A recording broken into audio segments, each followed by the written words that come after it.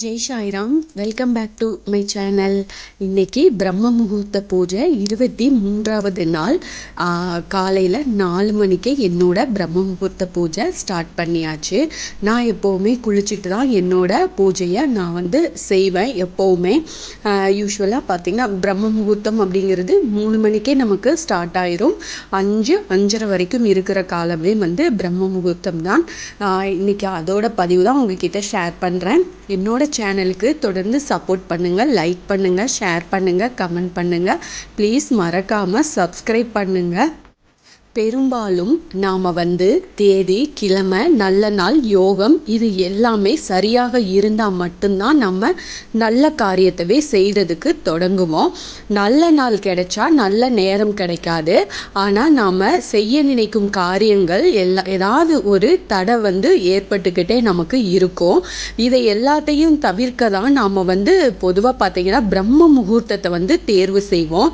அந்த பிரம்ம முகூர்த்தத்தில் செய்கிறதுனால எந்த விஷயமாக இருந்தாலும் பார்த்திங்கன்னா நம்ம நாள் நட்சத்திரமோ நல்ல நேரமோ அதெல்லாம் பார்க்கவே தேவையில்லை. அதாவது எந்த ஒரு நல்ல காரியத்தையுமே பிரம்ம முகூர்த்தத்தில் நம்ம தாராளமாக தொடங்கலாம்.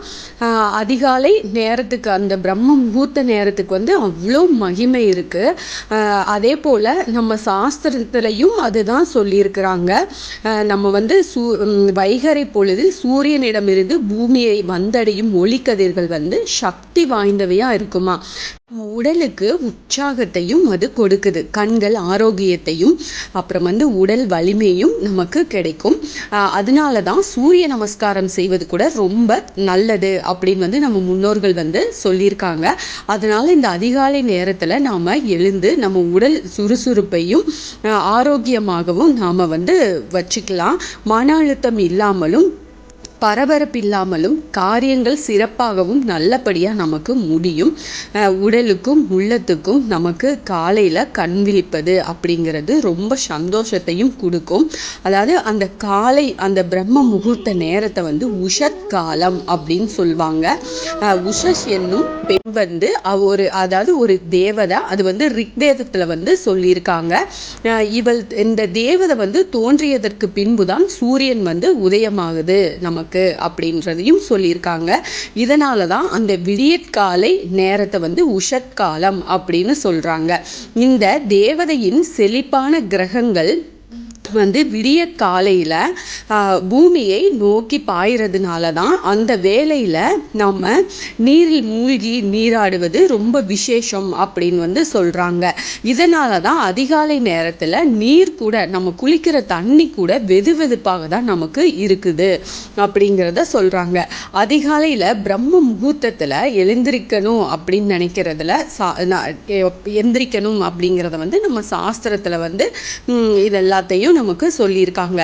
இப்போ தொழில் தொடங்குறவங்க, கணபதி ஹோமம் செய்கிறவங்க, கிரக பிரவேசம் செய்கிறவங்க, திருமணம், இது எல்லாத்தையுமே இந்த எல்லா நல்ல காரியத்தையுமே பிரம்ம முகூர்த்தத்தில் தாராளமாக செய்யலாம். அது கட்டாயமாக வெற்றியில் தான் போய் முடியும்.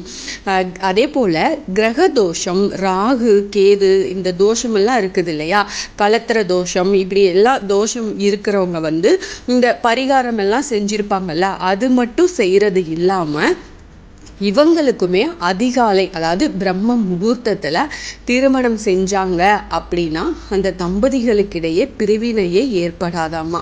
அவர்கள் வாழ்வு ரொம்ப சீரும் சிறப்புமாக இருக்கும் அப்படிங்கிறதும் நம்ம சாஸ்திரத்தில் இருக்குது.